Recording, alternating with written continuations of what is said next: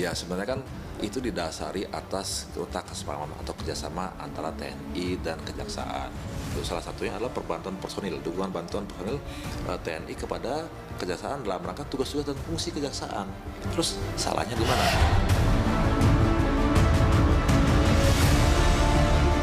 Dengan pelibatan TNI akan memunculkan persepsi di masyarakat bahwa hubungan Polri dengan Kejaksaan tidak baik-baik. Di satu sisi kerja-kerja penegakan hukum, polisi jaksa itu satu kesatuan yang tidak bisa dipisahkan, Pak. Ini kan merupakan bagian dari objek vital yang sangat strategis, bahwa TNI memberikan dukungan, ya, perbantuan terhadap pelaksanaan tugas dari Kejaksaan, termasuk pengamanan.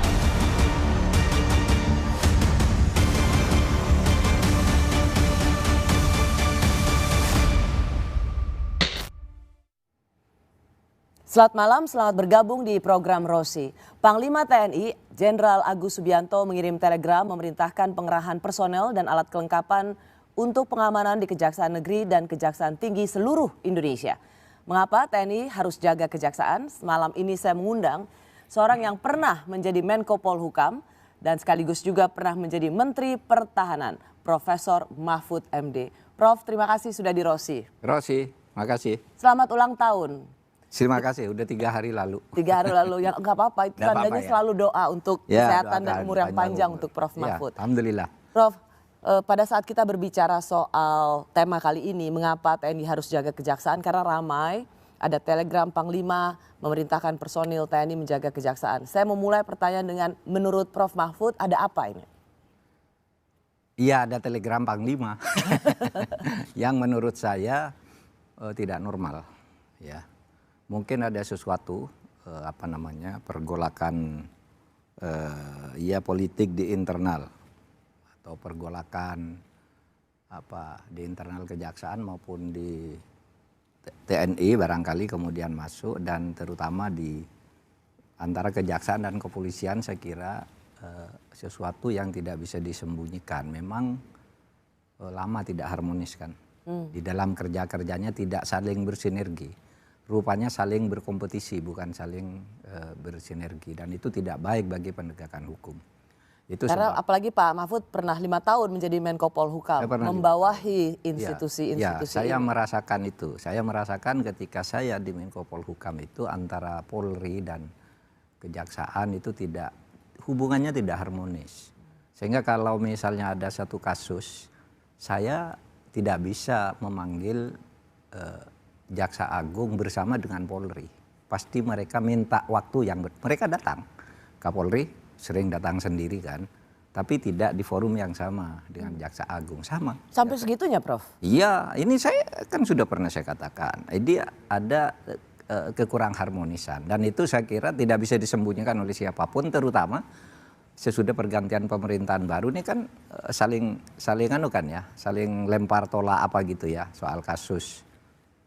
Misalnya ya kasus pagar laut, ya kan, Kejaksaan bilang ini korupsi, polisi bukan, lalu saling lempar begitu kan sekarang. Ini kan tidak bagus.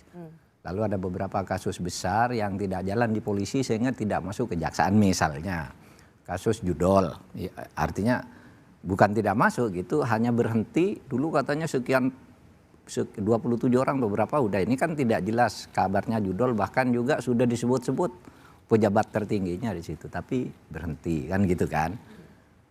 Dan nampaknya pemerintah menyadari ini gitu ya. Oleh sebab itu menurut saya memang harus ada langkah untuk memperbaiki ini, karena ini bangsa yang dipertaruhkan, ketatanegaraan kita yang menjamin kelangsungan kita berbangsa dan bernegara secara tertib.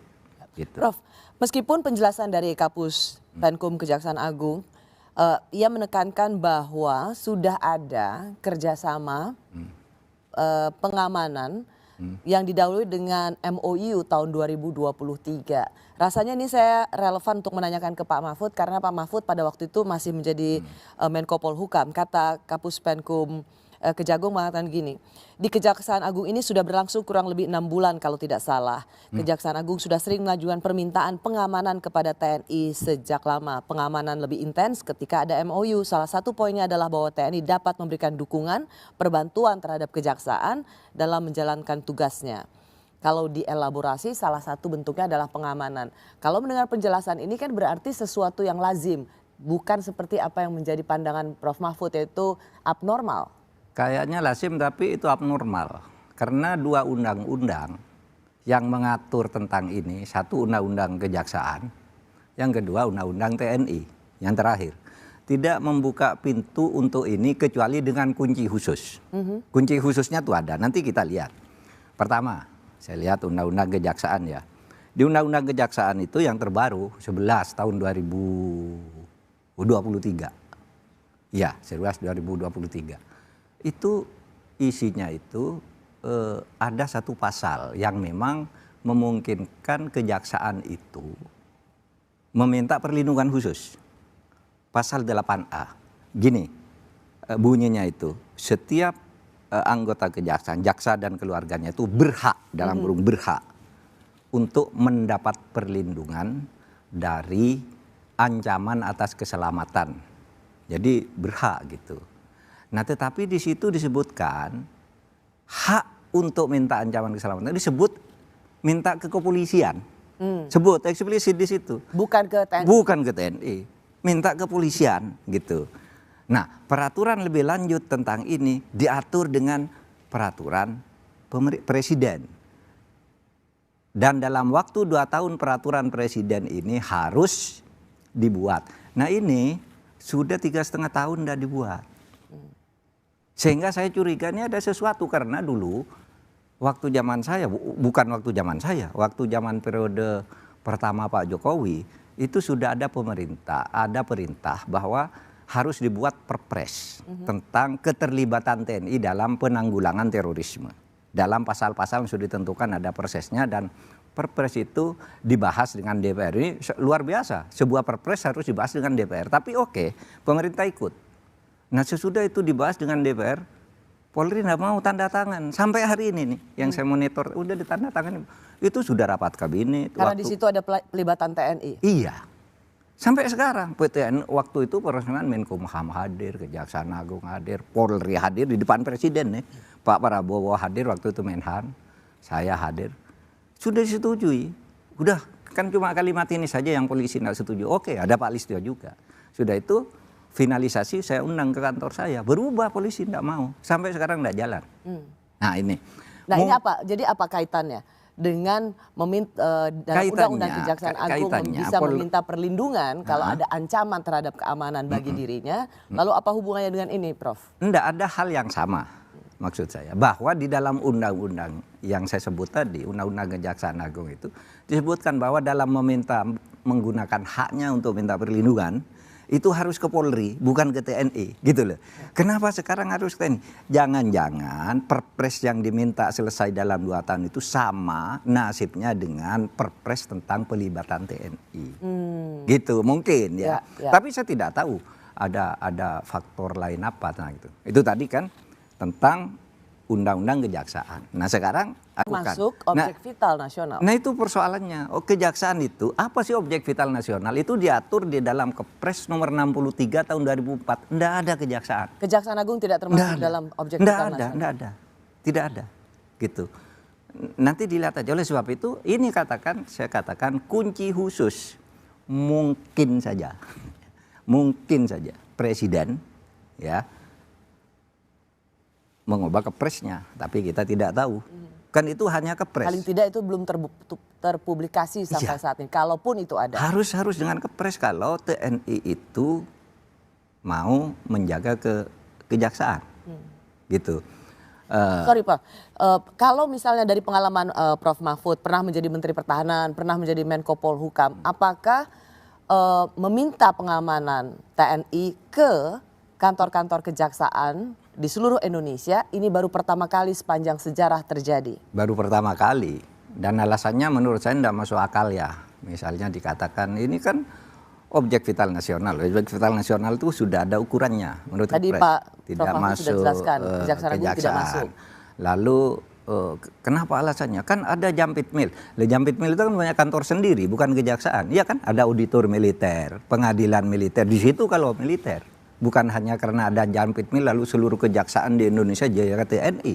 Kan masalah pengadilan militer tidak ditangani oleh kejaksaan, ada auditor sendiri kan. Yang ada kan baru di tingkat pusat. Kalau kemudian koalisi masyarakat sipil memandang ini sebagai satu pelibatan TNI yang terlalu jauh, bahkan ditengarai sebagai satu bentuk intervensi terhadap supremasi sipil, apakah Prof. Mahfud setuju juga dengan anggapan ini? Saya memahami, tetapi saya tidak setuju karena memang ada sesuatu yang mungkin harus pakai kunci pas, ya, kunci Inggris untuk membuka itu. Karena selama ini kita tahulah antara Polri dan kejaksaan itu tidak bersinergi, gitu. Banyak. Atau kalau gini, Prof. Apakah untuk melibatkan, satu kan selalu dikatakan sudah ada MOU sebelumnya, jadi bukan sesuatu hal yang baru. Apakah menurut Prof. Mahfud pelibatan TNI untuk menjaga kantor-kantor kejaksaan ini dengan sepengetahuan Presiden? Seharusnya iya. Dalam pikiran saya, karena sudah jelas menurut Undang-Undang TNI tidak boleh, menurut Undang-Undang Kejaksaan tidak boleh, itu urusan polisi. Tapi karena ada kata objek vital nasional. Nah, objek vital nasional itu apa? Itu ada Kepresnya, Kepres 63 2024. Di situ kejaksaan tidak masuk. Nah, kalau masuk lagi apa? Harus dengan Kepres lain kan gitu. Sehingga saya pikir Presiden mungkin sudah membuat Kepres atau sekurang-kurangnya kalau dianggap keputusan Presiden bisa memo, bisa perintah langsung kan bisa saja. Ini kejuan Presiden bahwa kejaksaan itu objek vital nasional. Sehingga tidak mungkin tuh Panglima membuat telegram, apalagi cuma dengan MOU gitu, untuk pengamanan kantor kejaksaan. Lagi pula kalau MOU itu kan ad hoc ya, tidak melembaga setiap pengadilan. Artinya Prof ingin mengatakan juga pelibatan, meminta TNI untuk menjaga kantor kejaksaan di seluruh Indonesia ini atas izin dan blessing dari Presiden Prabowo. Iya, saya meyakini itu. Karena kalau tidak itu tidak boleh. Itu tidak boleh. Karena bukan objek vital nasional. Apakah kemudian kalau dengan melibatkan TNI, tadi Prof mengatakan harus ada kuncinya. Iya. Dan kemudian Prof meyakini ini nggak mungkin seberani ini gitu. Kalau tidak ada blessing dan izin dari Presiden Prabowo. Artinya memang ada yang dianggap urgent, ada yang dianggap genting untuk menjaga kantor-kantor kejaksaan, Prof? Kemungkinan iya. Makanya saya katakan disharmoni hubungan antara ini kan tidak bisa disembunyikan nih. Antara Polri dengan kejaksaan kan juga dirasakan oleh masyarakat. Dan dulu sudah saya katakan gitu. Seperti saya katakan tadi kan. Karena jadi memang alih-alih meminta pertolongan pengamanan yang harusnya kepada kepolisian, tapi justru meminta kepada TNI. Ini yang sekali lagi mengentalkan apa yang menjadi pengalaman Prof Mahfud. Iya. Ada disharmoni antara kejaksaan dan kepolisian. Iya. Tidak saling sinergi sebenarnya. Dulu ingat enggak kasus kecil nih, saya ambilkan kasus kecil biar tidak antar gajah, antar kecil-kecil saja. Dulu pernah ada orang bernama Nur Hayati, ingat ya, di Garut. Dia melaporkan lurahnya itu korupsi. Sesudah lurah itu berhenti, dia lapor, ini korupsi kan. Korupsi, betul terbukti korupsi. Divonis lurahnya ini, masuk penjara korupsi. Nah sesudah itu, Nur Hayati yang lapor ini jadi tersangka juga kan. Jadi tersangka juga. Ribut masyarakat. Terus apa yang terjadi? Ketika saya tanya, Pak kenapa itu jadi tersangka? Saya tanya ke Polri, kok jaksa bisa B21? Karena atas permintaan jaksa. Jaksa meminta kepada kami agar pelapor ini dijadikan tersangka. Kenapa? Karena dia kok baru melapor, berarti dia ikut serta. Kan gitu kan? Padahal ini kan takut mau lapor si Nur Hayati. Terus itu kata polisi, terus saya katakan ke jaksa, loh kok bisa begitu? Apa jalan keluar yang dia? Ya udahlah Pak, dibawa aja ke pengadilan, nanti kita tuntut bebas gitu. Biar oleh hakim tidak dihukum, dibebaskan. Tapi karena pun proses sudah berjalan. Dan nggak boleh begitu, saya bilang, nggak boleh begitu.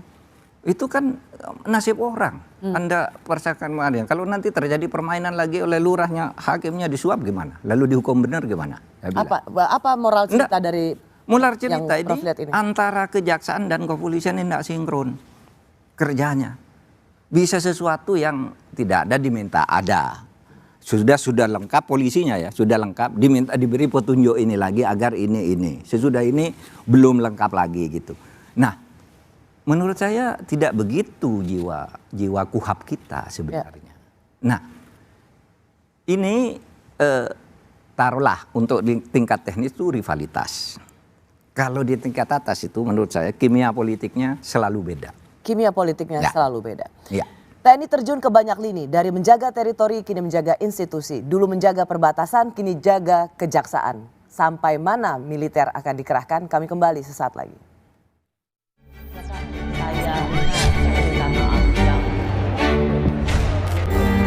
Rosi, mengapa TNI harus jaga kejaksaan? Kamis 15 Mei, pukul 8:30 malam di Kompas TV.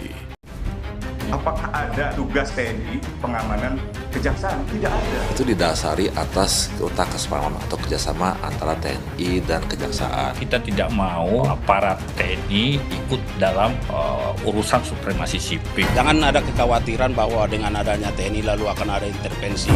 Selengkapnya dalam Rosi, mengapa TNI harus jaga kejaksaan? Kamis 15 Mei, pukul 8:30 malam di Kompas TV. Apakah ada tugas TNI pengamanan kejaksaan? Tidak ada. Itu didasari atas kesepahaman atau kerjasama antara TNI dan kejaksaan. Kita tidak mau aparat TNI ikut dalam urusan supremasi sipil. Jangan ada kekhawatiran bahwa dengan adanya TNI lalu akan ada intervensi. Selengkapnya dalam Rosi, mengapa TNI harus jaga kejaksaan? Kamis 15 Mei, pukul 8:30 malam di Kompas TV. Apakah ada tugas TNI pengamanan kejaksaan? Tidak ada. Itu didasari atas kesepahaman atau kerjasama antara TNI dan kejaksaan. Kita tidak mau aparat TNI ikut dalam urusan supremasi sipil. Jangan ada kekhawatiran bahwa dengan adanya TNI lalu akan ada intervensi. Selengkapnya dalam Rosi, mengapa TNI harus jaga kejaksaan? Kamis 15 Mei, pukul 8:30 malam.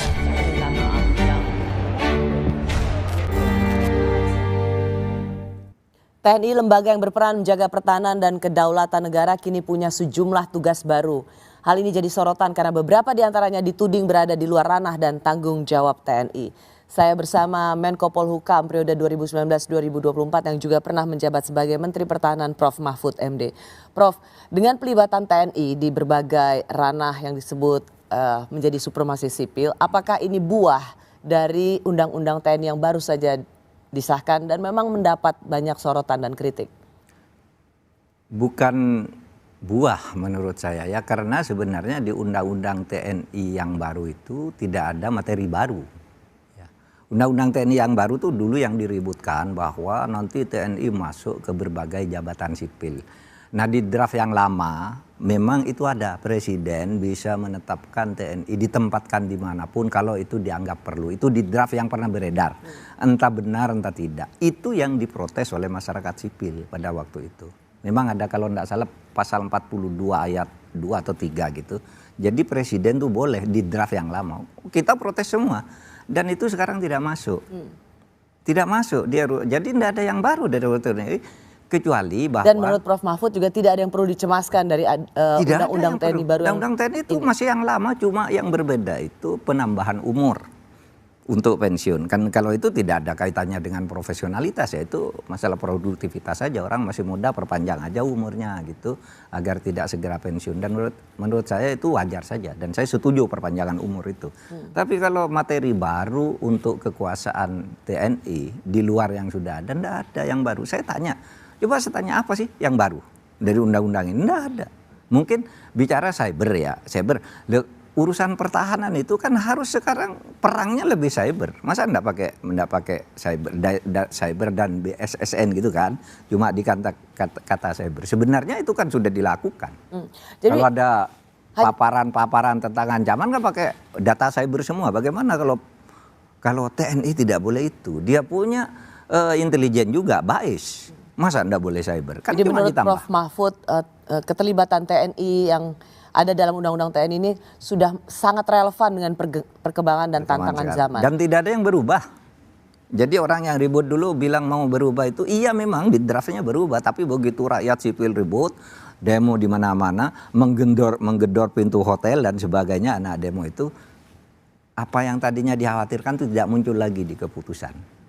Itu kan berhasil ya, masyarakat sipil berhasil menghapus itu. Tapi yang sekarang ada, saya tanya, mana coba? Mana yang baru dari Undang TNI yang memperluas kewenangan? Anda bilang Kejaksaan Agung, misalnya, yang dulu Kejaksaan Agung adalah sudah ada Jampitmil sebelum berlakunya undang-undang itu dan tidak bisa dihindari masuk di situ.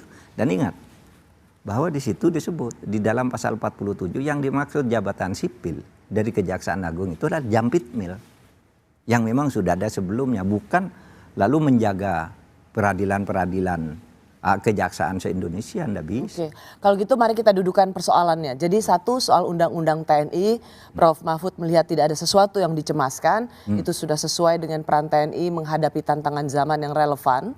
Dan tapi kedua ada soal TNI menjaga kantor kejaksaan.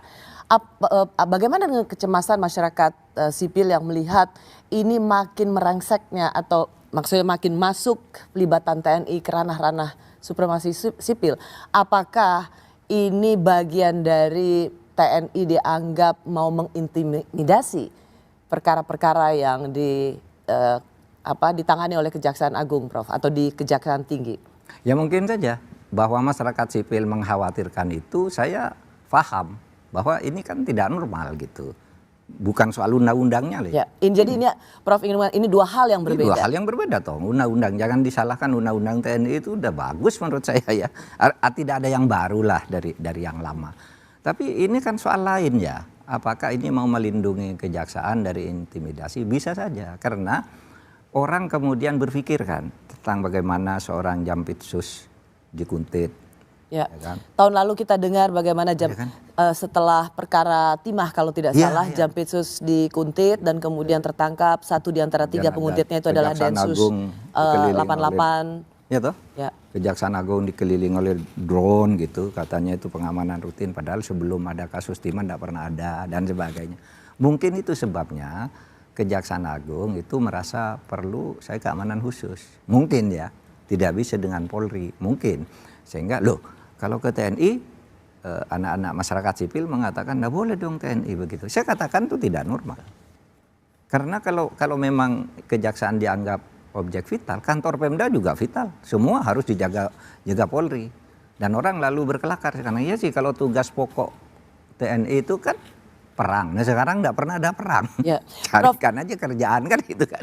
Kalau misalnya kasus yang juga sekarang ditangani oleh Kejaksaan, yaitu Laksamana Muda Leonardi selaku Kepala Badan Sarana Pertahanan Kemenhan dan pejabat pembuat komitmen tahun 2015-2017.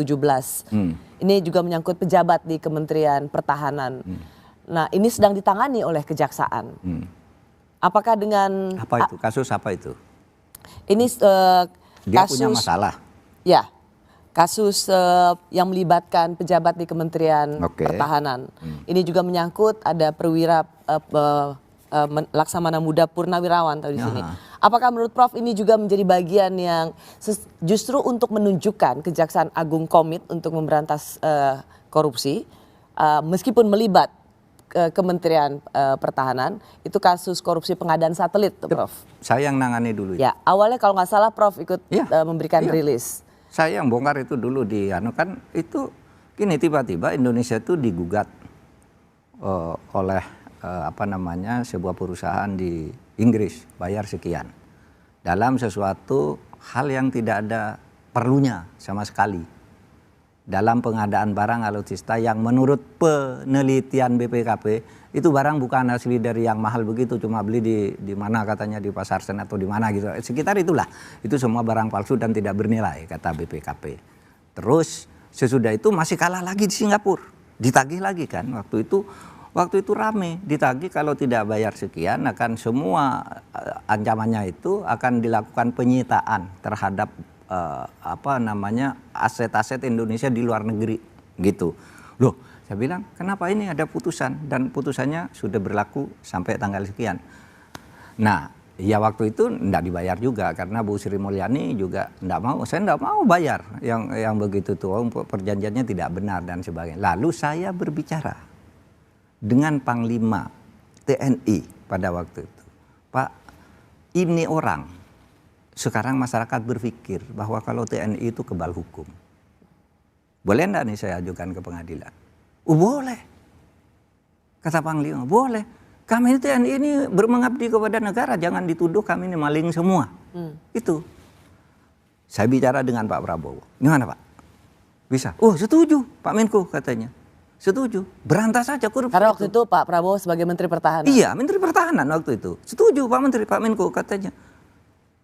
Waktu itu ya Pak Prabowo itu sampai bilang, gimana Pak Menko? Di sini pengadaan alat-alat tuh. Di Kementerian Pertahanan itu. Minta maaf. Saya kira masuk korupsinya kalau cuma 10%, saya maklumi katanya. Ini ratusan persen katanya Pak Prabowo waktu itu. Sikat Pak Menko, berantas korupsi, negara ini harus baik. Waktu itu Pak Prabowo begitu. Mungkin sekarang keluar nih, dulu itu. Gitu. Nah, jadi ini sebenarnya kasus saya pengadaan barang. Kejaksaan Agung. Ya, kasus pengadaan barang fiktif. Iya. Atau dengan markup yang luar biasa besarnya. Markup. Jadi beli barang ini untuk keperluan satelit, padahal itu tidak bisa dipakai lagi dengan sistem baru. Sudah tahu bahwa itu tidak. Tapi dikontrakkan ke Jadi Presiden Prabowo justru ingin mengeksersis ulang untuk supaya kasus ini cepat selesai. Tapi saya ingat, saya bicara ini dengan Pak Prabowo. Nah hadirnya, kalau kita kaitkan, hadirnya militer untuk menjaga kantor kejaksaan. Bagaimana Anda melihat misalnya dikatakan, wah ini jangan sampai ada intervensi. Atau justru ini untuk menjaga kejaksaan untuk lebih firm, penegakan hukum tidak usah takut oleh ancaman dari siapapun. Dari siapapun, karena kalau Anda nyebut ini tadi pejabat yang soal satelit itu kan ada kaitannya dengan polisi. Iya kan, itu kan peradilan militer. Ya. Peradilan KPK korupsinya, terus polisi tidak nangani ini, lalu langsung ke Kejaksaan Agung kan. Jadi itu sebenarnya saya hanya bercerita itu bahwa orang yang Anda sebut itu tadi, saya yang nangani di waktu saya Menko. Karena itu sebenarnya kontrak-kontrak itu sudah terjadi lama sebenarnya. Pembicaraan untuk mengadakan satelit yang kemudian tidak ada gunanya. Dan sampai sekarang barangnya itu sudah busuk pada waktu itu. Untuk apa? Nggak bisa dipakai lagi. Teknologinya udah berubah gitu. Lalu kita harus bayar lagi ke Singapura. Kita membentuk satu tim yang dipimpin oleh Pak Febri yang lain nih. Pak Ferry Wibisono. Dam Jatun waktu itu. Untuk mengurus itu, gugatan balik ke Singapura itu. Terus saya berhenti, nggak tahu. Nasibnya sekarang nggak tahu. Oke, Prof, bagaimana Anda menjawab misalnya kecemasan ada kasus-kasus yang melibatkan oknum TNI, tapi kemudian karena ada penjagaan TNI itu dianggap sebagai satu intervensi. Bagaimana Anda menjawab kecemasan ini? Berlebihankah? Berlebihan karena tidak relevan. Kalau oknum TNI melakukan itu kan penaliannya di militer, peradilan militer. Kenapa jaga kejaksaan? Militer itu punya auditor sendiri, punya penuntut sendiri, punya pengadilannya, kok dijaganya kejaksaan. Kalau mau itu nanti di Kejaksaan Agung pada tingkat kasasi kan, ada jampitsusnya. Nah jaga aja Kejaksaan Agung, kenapa sampai ke kejaksaan-kejaksaan di seluruh Indonesia. Jadi ini sama sekali tidak relevan kalau dipandang sebagai satu intervensi di kejaksaan, tidak relevan. Tidak masuk akal. Justru kok malah intervensi kan begitu kan, bukan tidak relevan. Kenapa harus ke situ kalau inginnya mengamankan militer yang diadil? Militer tidak ditangani oleh kejaksaan, ditangani oleh auditornya sendiri kan.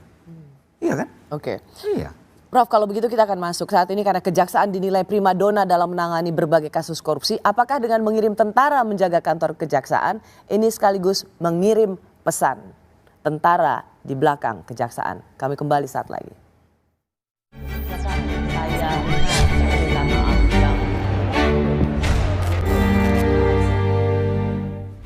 Apakah ada tugas TNI pengamanan kejaksaan? Tidak ada. Itu didasari atas kesepahaman atau kerjasama antara TNI dan kejaksaan. Kita tidak mau aparat TNI ikut dalam urusan supremasi sipil. Jangan ada kekhawatiran bahwa dengan adanya TNI lalu akan ada intervensi.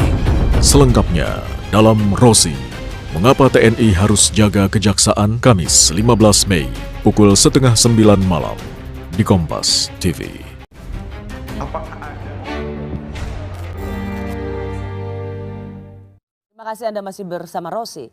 Saat ini hampir semua perkara besar terkait dugaan kasus korupsi dan pencucian uang ditangani kejaksaan. Sementara Pamor Polri dan KPK seakan tidak lagi menangani kasus besar, apalagi KPK. Saya masih bersama Prof. Mahfud MD, selain pernah menjadi Menko Polhukam juga pernah menjadi Menteri Pertahanan. Prof, saat ini Kejaksaan Agung jadi primadona, semua kasus besar ada di Kejaksaan Agung. Dan kemudian sebelum kita tadi jeda saya bilang tentara di belakang Kejaksaan Agung. Apakah dengan penjagaan tentara di kantor kejaksaan di seluruh Indonesia ini ingin mengirimkan pesan kuat bahwa jangan main-main dengan kejaksaan? Boleh jadi begitu. Dan pesan kuat itu saya kira bukan hanya dari kejaksaan. Menurut saya Presiden juga memberi pesan kuat. Karena kesan saya Presiden ini ingin betul membongkar kasus-kasus korupsi itu. Tapi pada tahap tertentu tuh berhentikan. Mulai dari judol. Ingat ya judol, 27 orang udah tersangka ditambah pejabat tertingginya nanti tinggal dipanggil dan ditetapkan. Itu isu yang berjalan di luar. Hilang memang sekarang. Mati di kepolisian. Sehingga kejaksaan nunggu, mana ini? Itu kan. Pagar laut. Kejaksaan, polisi sesudah memeriksa hanya orang kecil gitu. Yang namanya kolot itu. Dan apa tuh? Asrin. Karena dia dijadikan tersangka. Katanya pemalsuan dokumen. Gitu kan? Loh, enggak mungkin loh pemalsuan dokumen dengan 300-an atau 260 sertifikat yang resmi dikeluarkan oleh Badan Pertahanan Nasional kalau itu tidak ada sebuah polisi. Masa cuma dokumen-dokumen gitu dipalsukan. Dan Pak Arsin itu hanya satu lurah dari 16 kelurahan. Ya. Masa dia disuruh nanggung beban ini semua? Pasti ada yang di atasnya lah. Gitu. Tapi tidak masuk. Sehingga kejaksaan sudah 2 kali menolak kalau tidak salah. Ya. Ini kepolisian nyerahkan, dikembalikan, ini diberi petunjuk gini, ini diberi petunjuk gini. Sehingga kalau begitu, wah ini berarti harus ada backing, kira-kira pesannya begitu. Harus ada backing. Kira-kira pesannya begitu. Dan backing itu tentara. Ya kira-kira itu analisis LSM ya. Ya. Makanya saya katakan tadi, ini harus kunci khusus untuk bisa memasukkan tentara ke kejaksaan. Hanya kunci khusus keputusan Presiden 63 tahun 2004. Kalau kita lihat juga apa yang menjadi komitmen Pak Prabowo misalnya membentuk Satgas PKH yang sering disebut sebagai Satgas Sawit. Sawit ya. Ya, itu penertiban kawasan hutan yang selama ini digunakan sebagai atau menjadi konflik sengketa sawit Pak Mahfud. Dan itu Ketua Dewan Pengarahnya langsung Menteri Pertahanan Pak Safri dan kemudian juga ada wakilnya atau ketua hariannya Jampitsus. Nah, apakah ini juga dan prajurit tentara di situ juga diperbantukan untuk mendata lahan-lahan yang selama ini terindikasi menggunakan kawasan hutan untuk sawit dan itu tidak terdaftar negara dan kemudian harus dikembalikan ke negara. Ada pelibatan TNI di situ. Ini bukan hanya pelibatan, dominasi saya kira ya. Di tim itu yang berdominan kan TNI. Ini juga pesan apa yang ingin dikirimkan? Sinyal apa yang sebenarnya sedang dikirimkan, Prof? Mungkin sinyalnya bahwa itu agar mencapai target, agar sesuai tujuan, agar tidak belok di tengah jalan. Karena sering kasus-kasus itu kan belok di tengah jalan, kasus itu hilang di tengah jalan. Nah, yang selama ini tidak banyak terlibat dengan urusan-urusan itu kan TNI. Iya kan? Wah ini TNI mungkin ada oknum 1-2 di beberapa daerah menjadi terlibat dalam backing pertambangan apa gitu ya, pertambangan ilegal. Itu 1-2 mungkin ada. Sehingga secara umum TNI itu mungkin dianggap tidak punya beban psikologis untuk mereka itu lalu dipasang mungkin oleh Pak Prabowo. Itu sah saja, itu kan terserah Presiden kan, kebijakan Presiden gitu. Kalau nanti proses hukumnya akan masuk ke jalur-jalur hukum, itu kan. Itu saja. Kalau misalnya pemberantasan korupsi itu kita tahu bahwa itu menjadi bagian dari harapan semua anak bangsa. Ya. Dan itu ingin dijawab oleh Presiden Prabowo. Tetapi ketika proses penegakan hukum itu juga atas misalnya ketidakpercayaan pada penegakan hukum yang lain dan kemudian memilih penegakan institusi penegak hukum yang lainnya, apakah ini satu situasi yang sehat Menurut saya tidak tepat, ya. Tetapi presiden mempunyai kewenangan untuk melakukan itu. Artinya mempunyai posisi lah. Kewenangan sih mungkin terlalu sah, terlalu resmi. Tapi dia punya posisi untuk mengambil langkah-langkah yang diperlukan yang menurut presiden bisa efektif. Oleh sebab itu, kalau saya ingin meringkasnya begini. Tidak happy dengan penegakan hukum yang dilakukan oleh polisi, lalu kemudian mengutamakan Kejaksaan Agung, dan untuk membackup Kejaksaan Agung ada pelibatan tentara, bahkan ada dominasi TNI di situ. Iya. Apakah ini suatu sistem yang memang ideal saat ini? Tidak ideal. Tapi saya memaklumi presiden itu ada di posisi untuk melakukan hal itu. Taruhlah ini diskresi dulu sebentar gitu mungkin ya. Yang ideal itu kalau dia tidak happy dengan polisi, kan tinggal direstruktur polisinya. Iya kan? Dia punya catatan saya ini. Kamulah yang jadi Kapolri, ini, atur ke bawah begini. Saya beri waktu ini lebih beres. Dalam waktu 3 bulan misalnya saya sudah ingin melihat sudah bagus gitu. Tidak selesai tapi sudah bagus prosesnya. Kan tidak mungkin selesai kasus-kasus besar 3 bulan. Tapi lapor gitu. Sehingga tetap proporsional. Jadi polisinya yang ditata bukan lalu membuat kebijakan di luar di luar yang normal-normal tadi. Tidak harus selalu menggunakan kunci Inggris Kepres 63 itu. Karena kalau cuma begitu kan, waduh itu rusak. Kedepannya dari sistem ketatanegaraan, pemerintahan kita tuh menjadi tidak bagus. Ya, Prof, memang ketika Kejaksaan Agung sebagai primadona untuk kasus-kasus besar, secara persepsi publik juga menunjukkan peningkatan, bahkan bisa di atas KPK. Tidak pernah selama ini KPK selalu berada di atas institusi penegakan hukum, tapi kali ini KPK kalau anak zaman sekarang bilang udah ke laut aja gitu. Udah ke laut aja. udah tidak terlalu jelas apa perannya. Apa memang saat ini Kejaksaan Agung dianggap lembaga yang paling punya integritas dan paling dapat dipercaya untuk menangani kasus-kasus besar? Atau sesungguhnya memang tetap memiliki hambatan ketika itu menyangkut orang-orang besar di belakangnya? Paling itu iya, bahwa dia paling bagus, paling berintegritas, tapi relatif. Ya, relatif bukan di situ bersih gitu. Karena yang lain aja lebih tidak bersih, kan gitu aja pikirannya. Kejaksaan Agung itu sejak tahun 2002 sampai sekarang, setiap ada survei itu tertinggi. Yang paling mendapat kepercayaan masyarakat, Kejaksaan Agung, udah 3 tahun terakhir ini. Ya. Sehingga saya sering puji-puji sejak saya, bagus Anda mempertinggi kinerja saya karena dinilai penegakan itu bagus karena Anda bagus. Gitu. Menko Polhukam. Ya waktu itu, ya sejak tahun 2002 dan tidak pernah turun gitu. Jadi itu memang Kejaksaan Agung cukup. Tapi apakah di sana tidak ada permainan-permainan korupsi dan sebagainya? Ya ada saja gitu ya. Dikatakan paling baik itu mungkin paling sedikit dosanya. Kan gitu aja. Kan yang paling tinggi TNI kan. Anda tahu TNI itu paling tinggi loh. Institusi negara itu paling terpercaya presiden. Yang nomor 2 TNI. Di luar presiden TNI itu tertinggi loh, kepercayaan publik. Baru sudah itu Kejaksaan Agung. Kan? Kalau dikaitkan dengan penegakan hukum.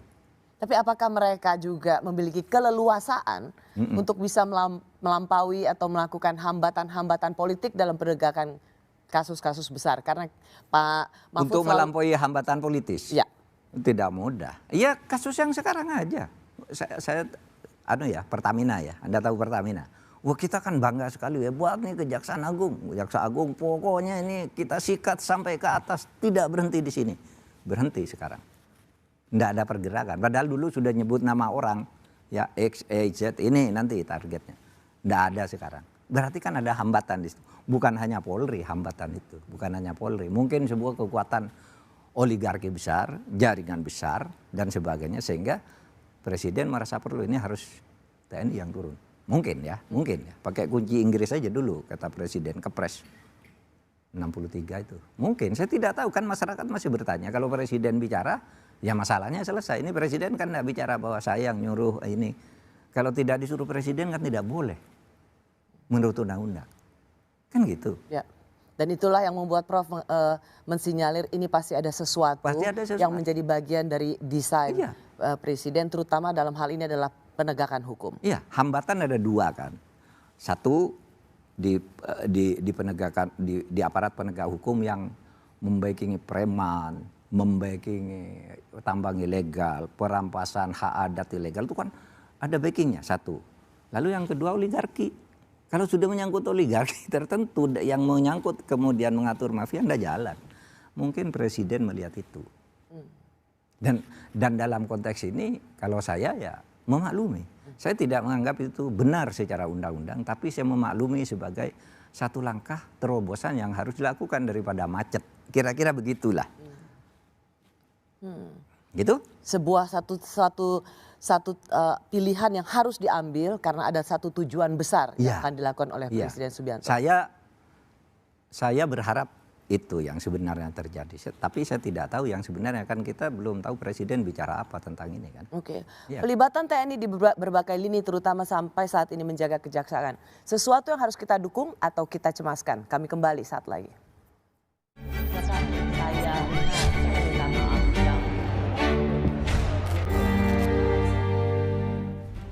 Apakah ada tugas TNI pengamanan kejaksaan? Tidak ada. Itu didasari atas kesepahaman atau kerjasama antara TNI dan kejaksaan. Kita tidak mau aparat TNI ikut dalam urusan supremasi sipil. Jangan ada kekhawatiran bahwa dengan adanya TNI lalu akan ada intervensi.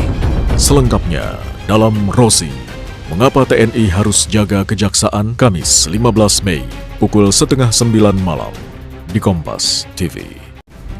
Apakah ada tugas TNI pengamanan kejaksaan? Tidak ada. Itu didasari atas kesepahaman atau kerjasama antara TNI dan kejaksaan. Kita tidak mau aparat TNI ikut dalam urusan supremasi sipil. Jangan ada kekhawatiran bahwa dengan adanya TNI lalu akan ada intervensi. Selengkapnya dalam Rosi, mengapa TNI harus jaga kejaksaan, Kamis 15 Mei pukul 8:30 malam di Kompas TV.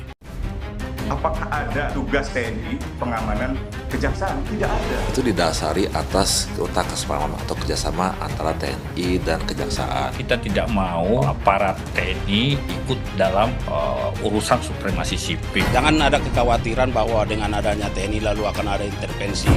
Selengkapnya dalam Rosi, mengapa TNI harus jaga kejaksaan, Kamis 15 Mei pukul 8:30 malam di Kompas TV.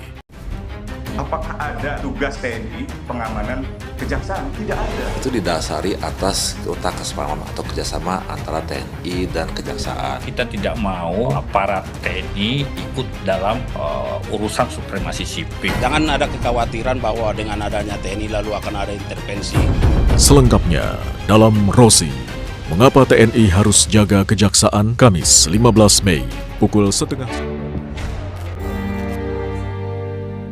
Terima kasih Anda masih di program Rosi. Saya masih bersama Prof. Mahfud MD. Pernah menjadi Menteri Pertahanan di era Gus Dur dan pernah menjadi Menteri Menko Politik Polhukam di zaman Pak Jokowi.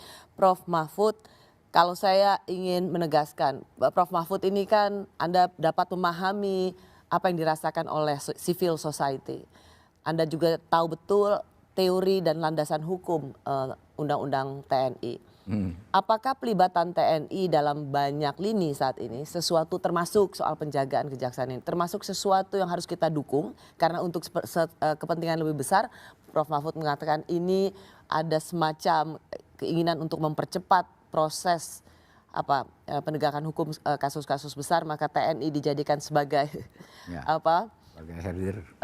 sebagai herder, atau sesuatu yang harus seperti yang dirasakan oleh civil society, masuknya tentara ini sudah makin mencemaskan. Kalau saya untuk kejaksaan itu saya bisa memaklumi, tapi untuk waktu pendek, tidak untuk seterusnya. Kalau seterusnya ketatanegaraan kita tidak membolehkan itu. Undang-undang dasar juga tidak membolehkan pada dasarnya, karena keamanan itu milik Polri gitu. Tapi apapun masalah dengan Polri, kita harus percaya. Harus ya, Polri-nya jangan diperbaiki. Karena di Polri itu berapa orang? 500 ribu orang Polri itu. Itu sebagian besar bagus loh. Dan profesionalismenya tinggi loh itu mereka. Jadi Pak Prof. Mahfud ingin mengatakan jangan karena tidak suka dengan polisi atau merasa curiga dengan Polri, memindahkan apa yang menjadi Iya, urusan iya itu melanggar pengamanan ke konstitusi, institusi melanggar TNI. konstitusi. Karena kalau kita marah-marah sama Polri itu kan sebenarnya sudah dihitung di mana letak harus kita marah. Tapi kalau kita bicara Polri, tugas Polri sebagai pengayom masyarakat, penjaga keamanan dan ketertiban di tengah masyarakat itu kan jalan sampai saat ini. Anda ke desa-desa sekarang jalan tengah malam, pada umumnya aman, ya.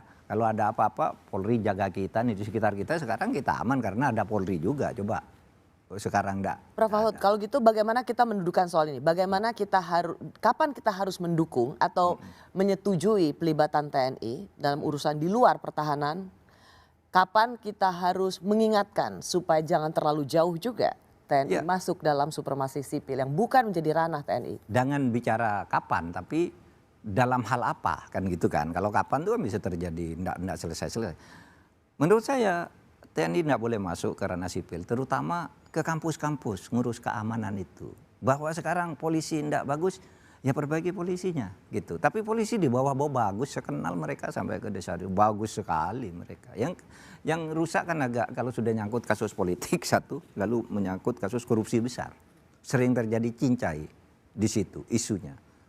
Bahkan sampai main misalnya laporan yang sudah jelas salah itu tidak diproses. Misalnya ada akta notaris yang salah.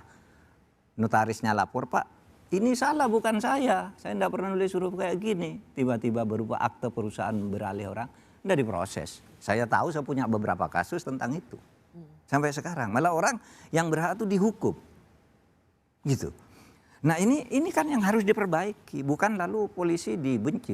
Itu kita sangat perlu polisi. Kalau Prof. Mahfud melihat soal penjagaan TNI di kantor-kantor kejaksaan ini, tidak boleh permanen. Tidak boleh permanen. Namanya ada waktu tidak boleh permanen dan tidak boleh melembaga sampai ke seluruh Indonesia. Di mana toh yang agak rawan, mungkin di Jakarta, mungkin di Surabaya, di kotanya aja tertentu kan. Kalau di kabupaten-kabupaten itu rawan, enggak ada yang berani ngancam-ngancam jaksa gitu meskipun polisi. Nampaknya sudah oke lah bahwa ada konflik kisruh soal penanganan perkara itu kan tidak berbahaya banget, tinggal diatur lah dari atas ini. Menurut saya ya, oleh sebab itu ya kita bisa memaklumi langkah yang diambil Presiden, apalagi selain TNI itu selalu mendapat kepercayaan tertinggi dari publik. Selalu tertinggi nih TNI sampai sekarang. Yang kedua kejaksaan. Juga berdasar hasil penelitian udah lama di UGM, masyarakat tuh merindukan kepemimpinan cara TNI. Tak lama sesudah Pak Harto jatuh itu kan ada survei itu di Jogja.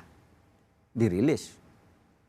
Sebagian besar masyarakat itu menginginkan peran TNI yang lebih tegas.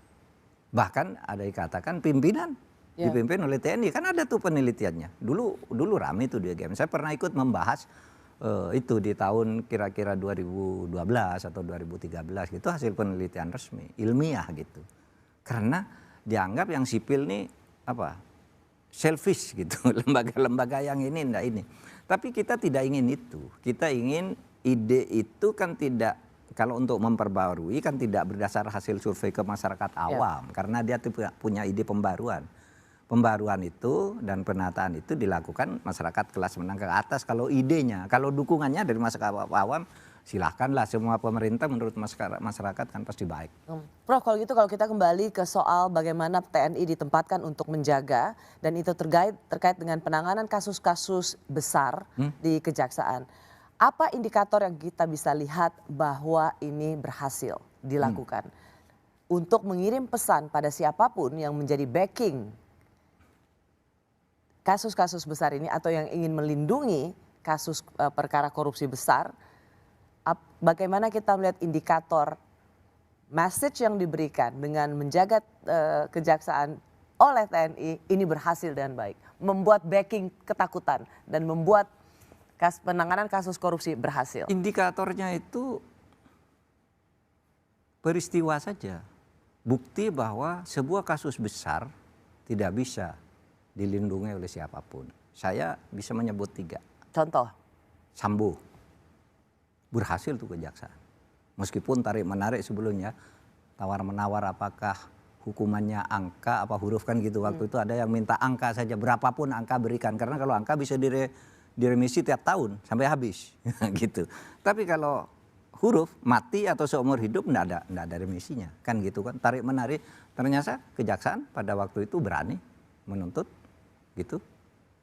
Kemudian kasus itu bank koperasi Henry Surya kan bebas semula toh. Jaksa Agung marah-marah gitu. Kok ini sudah bener anunya, saya kumpulkan di kantor saya sore-sore. Kita pidanakan lagi dari kasus yang lainnya, kasusnya kan banyak nih. Masuk penjara juga.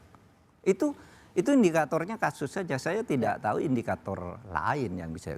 Indikatornya bagaimana ketika nangani kasus berani. Ya kan?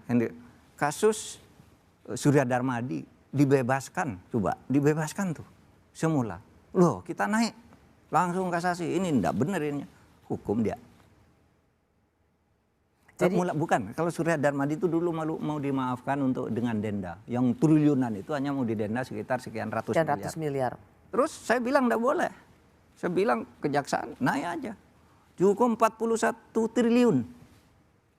Jadi 41 triliun orangnya masuk penjara 12 atau 18 tahun. Tapi di Kejaksaan Agung 41 triliun itu dipotong menjadi 2, sekian triliun. Artinya itu keberhasilan. Jadi Prof Mahfud, kalau Prof Mahfud katakan tidak komitmen untuk pemberantasan korupsi. Ya. Dan indikator keberhasilannya adalah sampai kita akan lihat kasus-kasus mana yang betul-betul dikejar sampai pengadilan dan pelakunya mendapat hukuman seberat-beratnya dan dapat mengembalikan uang sebagai kerugian negara kembali ke negara. Betul. Itulah indikator keberhasilan. Ya. Di situ kita akan melihat dijaga oleh TNI berhasil. Betul. Filosofinya itu kalau kejaksaan itu keberhasilannya kalau berhasil menuntut dan menghukum seorang. Itu filosofinya karena dia wakil negara untuk membuktikan kejahatan orang. Jadi salah orang mengatakan jaksa itu tidak untuk menghukum. Dia tugas menghukum kok. Yang berhasil itu pengacara kalau bisa membebaskan kliennya dengan hukum itu berhasil. Kalau jaksa itu ukurannya kamu nangani perkara berapa kok jadi gagal. Wow, itu salah itu. Karena memang undang-undangnya nuntut. Ada ini kemarin saya dengar ada orang menteri, loh kejaksaan tuh enggak boleh tujuannya menghukum orang, tugasnya menghukum orang dia. Yang membebaskan tuh hakim dan pengacaranya, kan gitu. Kalau jaksa tugasnya itu, kalau tidak bisa itu berarti gagal Anda sejak awal. Kenapa ditangani kalau tahu gagal, kan gitu kan? Jadi Prof, semoga kalau ini memang untuk tujuan baik, semoga ini bisa membuahkan hasil yang baik juga. Karena pemberantasan korupsi adalah harapan setiap dari kita. Dan yang kedua, semoga ini juga tidak digunakan hanya untuk kepentingan politik internal. Ya. Terima kasih Prof. Mahfud. Rosi, makasih Rosi. Terima kasih juga Anda telah menyaksikan Rosi. Kita jumpa lagi Kamis depan. Tetaplah di Kompas TV, independen terpercaya. Selamat malam.